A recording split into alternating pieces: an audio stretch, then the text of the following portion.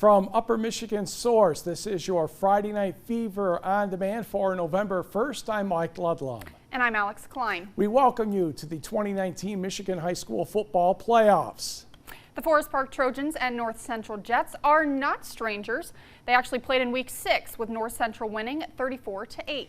The rematch was last night in the first round of the 8-player Division II playoffs as the Trojans made a second visit to Powers to meet North Central. The Jets in the red and Forest Park with the black and white socks, of course. A little bit of trouble hanging on to the football at first, but Noah Gorzinski would recover. However, late in the first quarter, it is a touchdown by Tommy Pelton on the Trojans with a lead of 8-0. However, didn't last all that long. Second quarter, Noah Gorzinski scores and we are tied at 8. North Central throwing the ball downfield. Luke Gorzinski runs under it, catches it, and keeps right on going. And he would score a little less than halfway through the second quarter, 14-8 Jets. But Mr. Peltoma's at it again. He gained over 200 yards rushing in this game. This score ties the contest at 14. Jets go back ahead. Noah Gorzinski, Luke Gorzinski, and he will run to make it 22-14. North Central goes on to win 46-28. And Leo Gorzinski said this victory is good, but wide receiver Wyatt Riley said, maybe not. It didn't start off good. They smashed us in the mouth a little bit, but we came back and, final score's right there. I'm really happy for our kids. This has been the third year in a row that we faced Crystal at this moment, and they got us the last 2 times. We stepped up and we got it done, so I'm happy for everybody. As you see the last North Central touchdown, the Jets will face the winner of Engadine and Pickford. But first, Alex has an 8-player Division I game. And that is the 9-0 Suttons Bay Norsemen controlling their own destiny for home playoff games, hosting Brimley first quarter. At the 27, Dayton Parish finds Mason Harris, and he is running it all the way in for the touchdown. Bays go up 8-0. Second quarter now, Norseman QB Bryce Opie with the keeper, and the home team is on the board with 6. Then pay attention here, very next drive, Bays ball, the pitch to Harris, and he has it, but no, he does not. The reverse fooled us all, and Zach Indish has it for the touchdown. Brimley goes up 14-6. You gotta love those trick plays. 34 seconds left in the second. Norseman ball. Opie passes to Locust Mike Sell for the touchdown. Norseman tied up at 14 just before the half, and they keep that momentum up in the second half. Suttons Bay wins 36-14. And to the scoreboard, Pickford over Engadine in a big way, 57-12, and Cedarville 20 over Posen, 46-26. The Calumet Copper Kings have had a very good season, 8-1 under head coach John Crows. They certainly want to keep that going. And for the second time this year, they meet the Nogami Miners. Calumet won the first battle 30-6. This time we go to Agassiz Field. First quarter, Scott Locust fakes and keeps it himself, and he crosses the goal line, and a 6-0 lead for the home team. Nogami trying to get going. Jason Waterman looking deep. He's throwing in the double coverage, though, and one of those is Nick Jerf with the interception.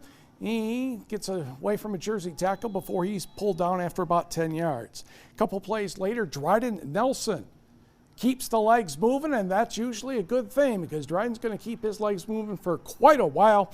That ends up a touchdown, and Calumet's up by 12. Dorothy down in front. 1 minute to go and a half, 4th and 11. And it's Locust to Locust. Dean in this case, and Dean is going to get into the end zone. Calumet pulls away to win 42-14. So proud of what we did here tonight. We took a good Nogami team and just played awesome defense and wrestled around with them for a while offensively. And once we started getting our running game rolling, we sure had a great first half and started the second half, and just a great effort by our defense tonight. We just realized that no matter who we're playing, they're going to be a good team. They're going to be an equal opponent, if not better. We're just going to prepare for them every day like it's our last game of the season. Have to like those linemen with the blood on the nose. That's Alex Studebaker. Calumet will now await the winner of tomorrow's game between Menominee and Westwood. And we have a rematch of Week 9 in Division 8. Ishpeming entertaining RiverHarris.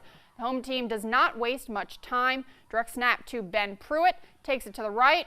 around the edge, and he will go 15 yards for the first touchdown of the game. The 2-point conversion no good, so Hematites lead 6-0.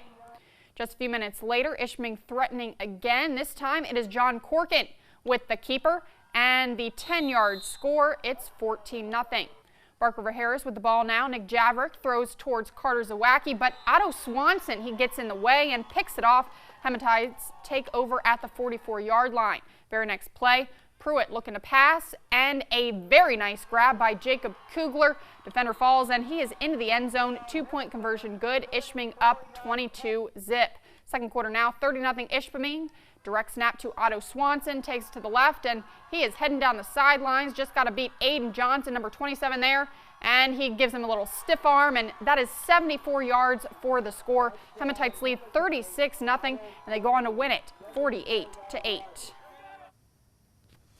And in high school football, continuing, Beale City over St. Ignace, 49-22. Good year for the Saints. Lots of young players looking to the future there. And in Wisconsin high school football, Hurley was excused by Edgar. That score was 40-0. The NMU Hockey Wildcats, well, they're playing 7 out of 8 games coming up at the Barry Events Center. Number 1 was Friday night, entertaining the Chargers of Alabama Huntsville. And it didn't take long to get things started in this one. In fact, all of less than 20 seconds, Jack Jeffers will beat John Hawthorne, and UAH has a 1-0 lead. But NMU would get back to work. Joseph Nardi behind the net. Ryland Uremko pokes that home, and we're even at 1. Let's go to the second period. Wildcats on the power play. Phil Ballou will blast that one home. Tipped in by Griffin Logren, and a short time later, Andre Gantos will put one past Mark Sinclair as well. Then Logren would score again, as well, he wouldn't score, but he'd give it to Darian Craighead, and that's about the same thing. And that made it 4-2. After 2, NMU goes on to win 5-3. And Saturday night, they'll wrap up the series. The face-off is set for 6 o'clock.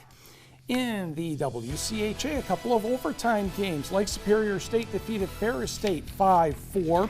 And it was Bowling Green, Connor Ford scoring about 3:15 into overtime, defeating Minnesota State 3-2. Finlandia, the men came close, goals by Dylan Pavla and Connor Hannon. However, River Falls with a hat trick from Christian Hossinger, and the Falcons beat the Lions 3-2.